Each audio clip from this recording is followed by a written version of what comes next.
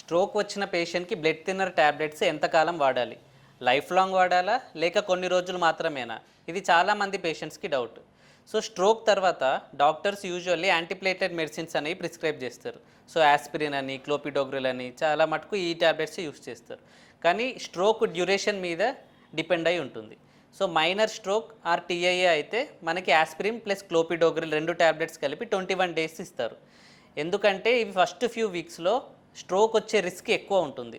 So 2 tablets కలిపి వాడితే మనకు ప్రొటెక్షన్ ఎక్కువ ఉంటుందన్నమాట. సో 21 డేస్ తర్వాత సింగిల్ యాంటీప్లేటెడ్కి కంటిన్యూ చేస్తారు. అదే ఇద్దరు యాస్పిరిన్ అని అయి ఉండొచ్చు, లేకపోతే క్లోపిడోగ్రిల్ అని అయి ఉండొచ్చు. సో ఇది లాంగ్ టర్మ్ కంటిన్యూ చేయాల్సి వస్తుంది స్ట్రోక్ ప్రివెంట్ చేయడానికి. కొన్ని స్పెషల్ కేసెస్లో, అంటే ఎగ్జాంపుల్ మనకు బ్రెయిన్ ఆర్టరీస్లో సివియర్ బ్లాకేజ్ ఉంటే డాక్టర్స్ డ్యూయల్ యాంటీప్లేటెడ్స్ అంటే 2 యాంటీప్లేటెడ్స్ 90 డేస్ వరకు ఇవ్వచ్చు, అంటే 3 months. సో చాలామంది పేషెంట్స్ సెల్ఫ్గా ట్యాబ్లెట్స్ ఆపేస్తారు.